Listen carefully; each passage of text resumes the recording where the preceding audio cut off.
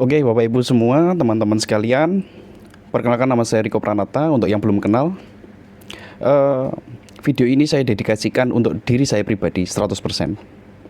Eh, di sini di konten ini saya hanya akan bercerita bahwa saya pernah terjebak, saya pernah terpenjara di dalam suatu situasi yang bernama kebodohan.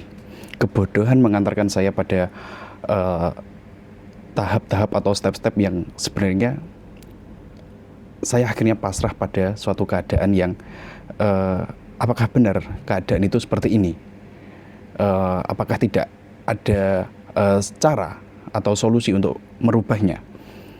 Sehingga pada proses pencarian atau mengkombinasi cara-cara bagaimana agar bangkit dari situasi tersebut, perjalanan 5-10 tahun ini saya ingin membagikan kepada Bapak Ibu semuanya, kepada teman-teman sekalian yang menonton, bahwa pentingnya suatu pendidikan, baik itu untuk kita pribadi maupun untuk generasi berikutnya. Saya ingin mengutip salah satu hadis dari hadis riwayat At-Tabrani, yang pada saat itu Rasulullah bersabda, tidak pantas bagi orang yang bodoh itu mendiamkan kebodohannya, dan tidak pantas pula orang yang berilmu itu mendiamkan keilmuannya. Saya akan mengawali dari pernyataan bahwa kebodohan adalah akar dari segala masalah dan hambatan terhadap proses kehidupan manusia, baik secara individual maupun kolektif. Kebodohan bukan hanya tentang ketidaktahuan akan ilmu pengetahuan, namun ketidakinginan dari manusia itu sendiri untuk selalu belajar dan berkembang. Sehingga kurangnya kesadaran akan pendidikan menjadi penghambat, menjadi permasalahan untuk sosial, untuk keluarga maupun lingkungan. Lalu pertanyaannya adalah, lantas bagaimana pendidikan itu bisa diciptakan dari dalam rumah? Nah, untuk menggali itu semua, saya bisa sedikit bercerita bagaimana histori saya sebagai anak. Saya kurang atau minim mendapatkan pendidikan dari orang tua saya selain etika dan sopan santun. Ternyata pendidikan tidak hanya seputar tentang hal tersebut. Memang penting, etika dan sopan santun itu ada istilahnya, adab itu lebih tinggi daripada ilmu, itu betul. Namun rasa-rasanya setelah kita mengarungi yang namanya kehidupan, ternyata hal-hal tersebut kurang komplit ketika kita tidak menambahkan ilmu pengetahuan di dalamnya. Nah, satu contoh ketika kebodohan yang saya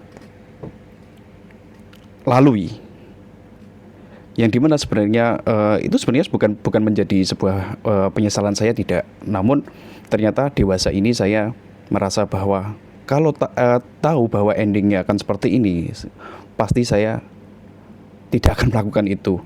Ya, namanya penyesalan pasti ada di belakang ya, karena kalau ada di depan namanya pendaftaran. Jadi pada saat itu tahun 2013 pernah berkuliah. Saya pernah menjadi mahasiswa, atau bisa dibilang mantan mahasiswa, di salah satu universitas negeri di Jawa Timur, yang dimana pada saat itu saya masuk di sana jalur undangan. Oke. Nah, dari jalur undangan tersebut saya melewatinya, menjalankan proses pendidikan di perguruan tinggi hingga semester 6.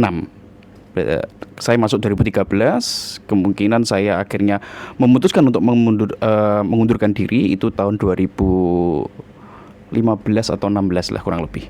Nah, dari situ saya memutuskan untuk mengundurkan diri bukan tanpa alasan, karena memang minimnya uang saku yang saya terima, ditambah saya ingin mencoba untuk bekerja, ternyata tidak ada pekerjaan yang sesuai sama selera saya. Perlu saya sampaikan, jadi jika ada saat ini penonton saya, jika kalian mahasiswa dan kalian punya side job atau pekerjaan sampingan dan kalian bisa melewatinya sampai kalian wisuda, saya angkat topi untuk Anda.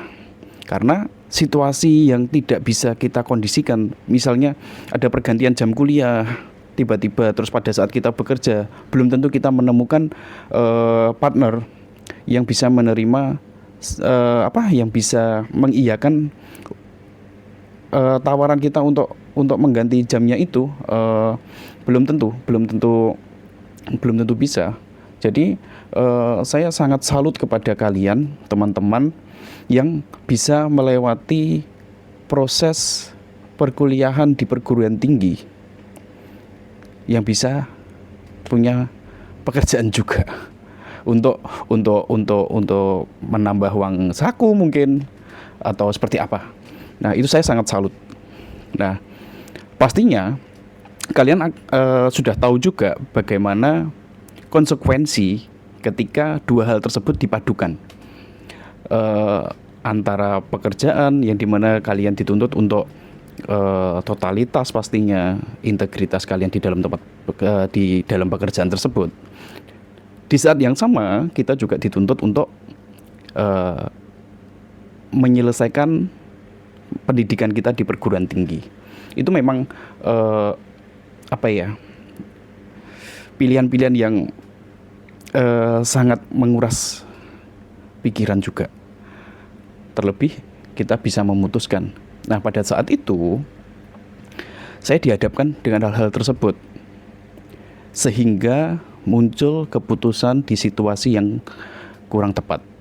Karena memang pada dasarnya saya pun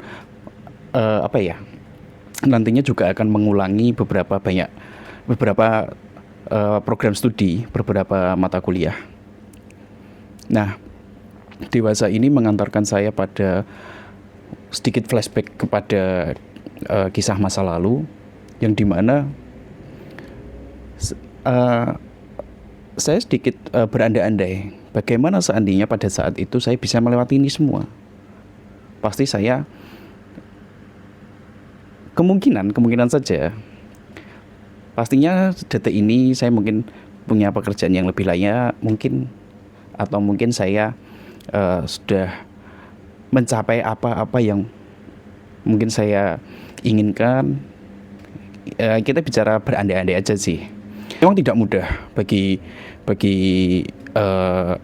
anak ketika hidup di perantauan, dihadapkan dengan keputusan-keputusan yang dimana kita tidak melibatkan orang tua atau keluarga. Namun satu hal yang menjadi nilai plus atau kemungkinan menurut kalian apakah ini betul atau tidak ya. Jadi hal tersebut mengajarkan saya bahwa kita itu harus punya keputusan. Kita harus punya keputusan. Selagi keputusan tersebut tidak salah, keputusan tersebut tidak membawa kita kepada hal-hal yang lebih buruk dari keputusan kita, kalau menurut saya pada saat itu saya oke-oke aja. Makanya saya memilih untuk meninggalkan jalur pendidikan itu, sehingga saya yang sekarang ini merasa bahwa dulu yang saya tidak peduli yang namanya pendidikan, dan sekarang akhirnya saya merasa sangat penting banget yang namanya pendidikan. Terlebih saya malah haus akan pendidikan tersebut. Makanya terhadap siapapun saya selalu menganalogikan sebagai gelas kosong. Tidak merasa pintar dari yang lain, tidak merasa hebat, sehingga gelas kosong tersebut ketika kita menemukan relasi baru atau orang-orang baru, baik itu di tempat umum atau di tempat pekerjaan, kita selalu merasa gelas tersebut ada yang mengisi entah ilmu apapun. Maka dari itu, sebelum saya akhiri video ini, mungkin teman-teman ada yang mau sharing atau berbagi di kolom komentar, mungkin punya histori tentang kebodohan-kebodohan apa yang sebenarnya selama ini kalian sudah lalui. Silahkan tulis di kolom komentar, kita saling sharing, kita saling bertukar, yang dimana semoga dari komentar atau sharing kalian tersebut juga memberikan dampak yang baik bagi pembaca di kolom komentar. Dan untuk para generasi muda, jika kalian tergabung di dalam organisasi pendidikan, kegiatan-kegiatan pendidikan, lembaga non pemerintah yang berjalan di pendidikan, saya sangat salut sama kalian. Kemungkinan jika nantinya saya bisa ada kesempatan untuk bergabung dan memberikan segala hal yang bisa saya berikan di dalam kegiatan tersebut, saya kemungkinan juga akan bergabung, karena saya juga ingin mengafirmasi diri saya bahwa pendidikan juga berdampak kepada lingkungan, baik lingkungan di internal keluarga kita maupun lingkungan di sosial. Oke, sebagai penutup, terima kasih untuk kalian yang sudah menonton.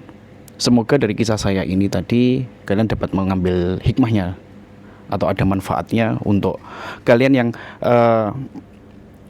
akan menjalani sebagai keluarga. Kebetulan umur saya sudah 29 tahun dan belum berkeluarga, tapi sedikit kisah ini semoga bisa memberikan manfaat untuk kalian. Untuk Bapak Ibu yang menonton, semoga ada catatan-catatan tersendiri dari kisah saya ini, sehingga Bapak Ibu menjalankan peran sebagai keluarga sangat-sangat efektif terhadap anaknya, bahwa yang namanya pendidikan itu sangat diperlukan, bukan hanya etika, namun juga ilmu pengetahuan yang lain. Pendidikan terpenting itu ada di dalam rumah. Sekian yang bisa saya sampaikan, sampai jumpa di video berikutnya. Bye-bye.